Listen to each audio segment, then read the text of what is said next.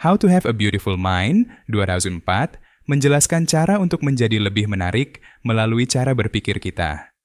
Di dalam buku ini, Anda akan memahami bagaimana cara untuk bisa lebih kreatif, imajinatif, dan pada akhirnya menjadi menarik dalam sebuah perbincangan dengan menerapkan teknik berpikir yang benar. Setiap orang tentunya ingin tampil menarik. Bahkan beberapa orang rela mengeluarkan biaya yang tidak sedikit untuk memperbaiki penampilan mereka. Namun, perlu diingat bahwa penampilan menarik saja tidak cukup apabila Anda tidak dapat membangun interaksi dan perbincangan yang juga menarik. Dalam rangkuman ini, Anda akan mempelajari bagaimana cara berbicara, mengungkapkan ide, mendengarkan, merespon, dan mengungkapkan pertanyaan dalam sebuah perbincangan agar Anda terlihat menarik. Hal menarik yang dapat Anda pelajari antara lain: apa yang dimaksud dengan cara berpikir paralel dan bagaimana menerapkannya dalam sebuah diskusi. Bagaimana cara mengungkapkan kesetujuan, ketidaksetujuan, dan perbedaan. Bagaimana cara membangun dan menjaga diskusi agar tetap menarik. Kenapa Anda perlu menjadi pendengar yang baik? Dan apa yang perlu diperhatikan untuk menjaga diskusi tetap menarik. Dalam sebuah diskusi, metode argumen sudah menjadi metode yang umum digunakan. Argumen bersifat agresif dengan tujuan untuk membuktikan bahwa saya benar dan Anda salah. Sebagai alternatif dari metode argumen ini, Edward de Bono memperkenalkan metode berpikir paralel. Dalam metode berpikir paralel, setiap orang dalam diskusi diberi kesempatan untuk memiliki sudut pandang yang berbeda, namun dengan tujuan yang sama. Metode 6 topi berwarna diperkenalkan Edward de Bono untuk menjelaskan cara berpikir paralel. Semua orang harus menggunakan topi yang sama pada waktu yang sama, agar mereka melihat ke arah yang sama saat diskusi. Topi putih melambangkan kertas dan berarti informasi. Saat menggunakan topi putih, setiap orang dalam diskusi harus fokus pada pengumpulan informasi. Informasi ini dapat berupa fakta, maupun rumor dan pengalaman pribadi.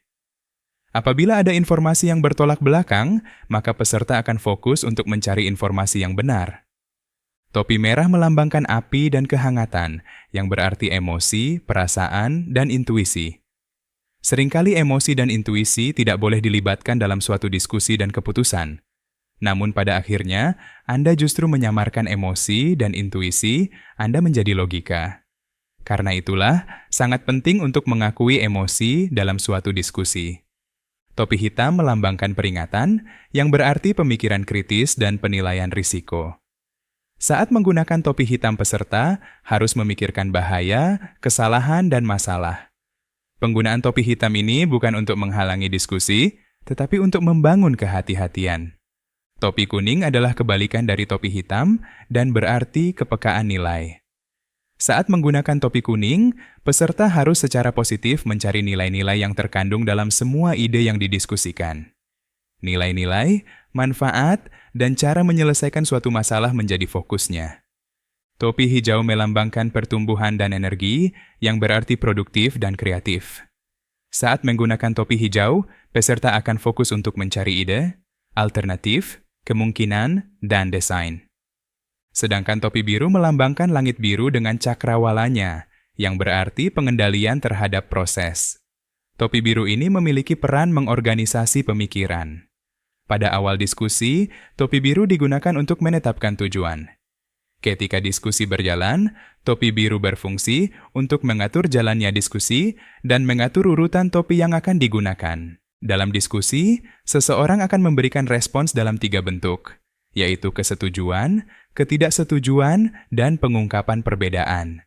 Cara Anda dalam memberikan respons-respons tersebut akan menentukan seberapa menarik Anda.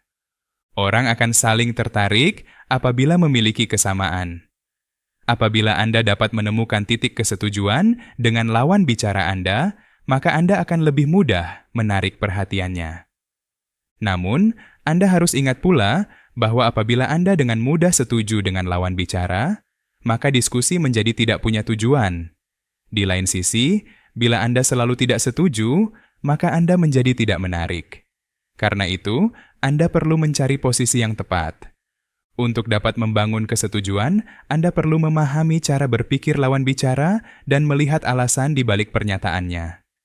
Lihatlah pengalaman lawan bicara Anda, nilai-nilai yang ia percayai, dan sudut pandang yang ia miliki. Setelah itu, ubahlah cara pandang Anda ke sudut pandang lawan bicara Anda. Ungkapkan persetujuan Anda terhadap lawan bicara, namun ungkapkan juga bahwa Anda memiliki cara pandang sendiri. Saat mengungkapkan ketidaksetujuan, pastikan motivasi Anda bukan hanya karena Anda tidak ingin setuju atau karena Anda ingin menunjukkan kepintaran Anda.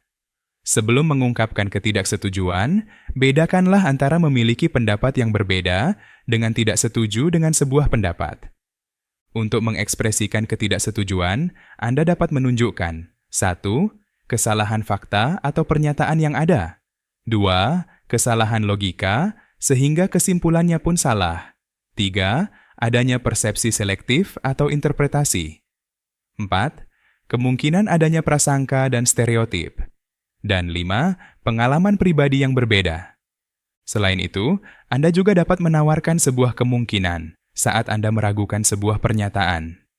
Perbedaan opini merupakan sesuatu yang berbeda dengan ketidaksetujuan terhadap suatu opini. Perbedaan opini dapat terjadi karena adanya perbedaan penilaian, perbedaan preferensi pribadi, perbedaan sudut pandang, perbedaan persepsi, dan perbedaan pengalaman. Ketertarikan dapat terbentuk dari cara Anda memulai suatu percakapan. Terdapat 2 jenis pendengar. Yang pertama adalah lawan bicara, yang sama sekali tidak mengetahui topik yang Anda ceritakan. Maka, ketertarikannya akan tergantung pada seberapa menarik Anda menceritakan topik tersebut. Jenis kedua adalah lawan bicara yang mengetahui topik tersebut dan ingin mengetahui lebih lanjut. Maka, ketertarikannya akan tergantung pada seberapa baik Anda mengundang pertanyaan dan menjawabnya. Setiap orang akan tertarik dengan sebuah topik atau informasi baru. Apabila Anda tidak memiliki informasi baru, Anda dapat menggunakan beberapa teknik berikut ini. Pertama, teknik bagaimana jika dengan cara melemparkan pertanyaan yang mengandaikan suatu kondisi. Bagaimana jika anjing dapat berbicara? Atau, bagaimana jika para kepala eksekutif dilatih sejak usia muda? Adalah contoh pertanyaan yang dapat mendorong Anda dan lawan bicara untuk berpikir dengan cara yang lucu dan ceria. Anda juga dapat menggunakan teknik mencari kemungkinan dan alternatif dengan bertanya, apakah ada cara lain untuk menyelesaikan masalah ini? Pertanyaan semacam ini akan memperkaya sebuah diskusi. Teknik lain yang dapat digunakan adalah teknik koneksi, yaitu menghubungkan beberapa kejadian dan informasi menjadi sesuatu yang menarik. Bukankah teori konspirasi selalu menjadi hal menarik untuk dibicarakan? Dalam diskusi, menjadi pendengar yang baik sama pentingnya dengan menjadi pembicara yang baik. Mendengar bukan hanya menunggu giliran berbicara, namun memahami apa yang dibicarakan oleh lawan bicara. Saat mendengar, perhatikanlah apa yang disampaikan pembicara dan pahamilah nilai-nilai dari hal yang dibicarakan.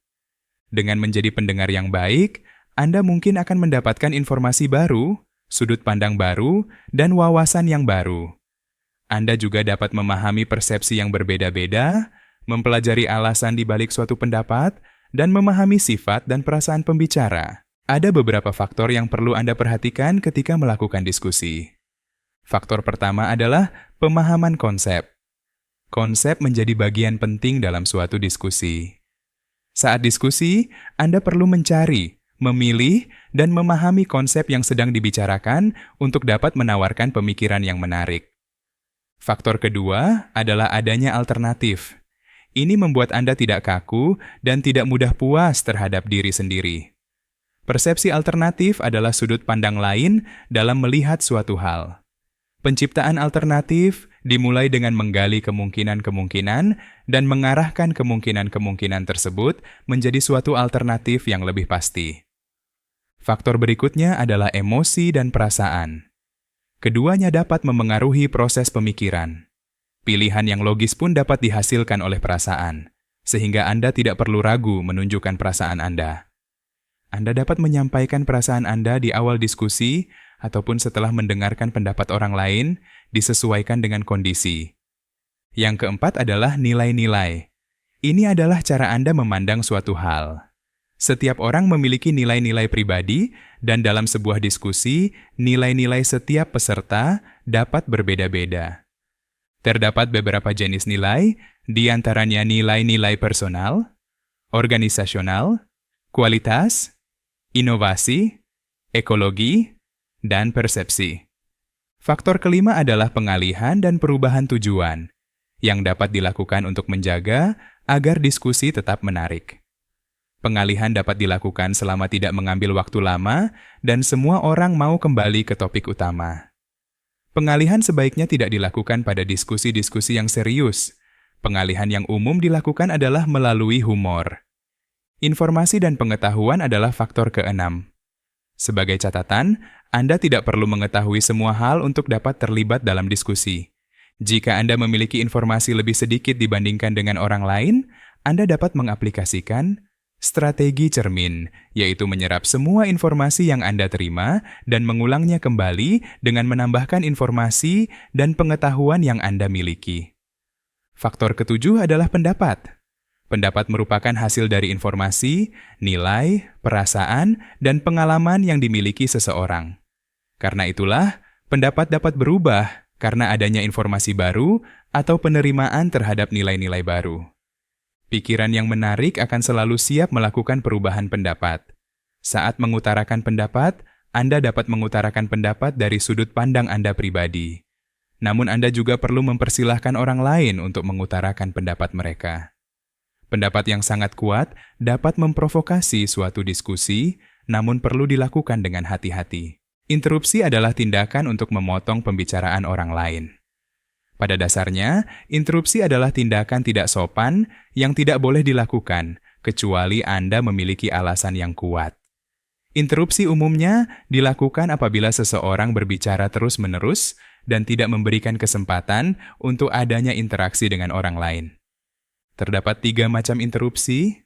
Pertama adalah interupsi yang didasari ego untuk menunjukkan kepintaran seseorang. Tentunya interupsi ini harus dihindari. Kedua adalah interupsi yang bersifat menguatkan atau dukungan, yaitu upaya untuk memperjelas poin-poin yang disampaikan. Dan ketiga adalah interupsi yang menantang, yaitu untuk mempertanyakan pendapat yang disampaikan. Interupsi yang menantang dapat Anda lakukan untuk menunjukkan pendapat yang salah. Faktor selanjutnya yang perlu diperhatikan adalah sikap. Sikap yang berbeda-beda dalam suatu diskusi menunjukkan citra diri seseorang. Ada berbagai jenis sikap yang lazim ditunjukkan peserta sebuah diskusi. Ada orang pandai yang ingin selalu terlihat benar. Mereka yang tergolong sebagai pelindung nilai akan memperlihatkan bahwa nilai-nilai sangat penting. Ada pula orang yang berpura-pura bodoh. Perundung akan menggunakan diskusi untuk menghina orang lain. Penjilat memanfaatkan diskusi untuk mendekati orang yang berpengaruh. Sedangkan inovator selalu menyarankan ide-ide kreatif. Ada pula petarung yang berusaha mendominasi lawan dan memenangkan diskusi. Pembelajar menangkap informasi dan mencari sesuatu yang baru. Konstruktif berusaha mencari hal positif dalam diskusi. Dan ada pula orang yang melihat diskusi sebagai hiburan. Faktor terakhir yang perlu diperhatikan dalam sebuah diskusi adalah topik. Topik digunakan untuk memulai percakapan. Topik lokal atau topik terbaru bisa menjadi topik yang menarik untuk memulai perbincangan. Anda harus mulai mengubah topik apabila percakapan sudah membosankan, tidak berkembang atau menimbulkan kemarahan.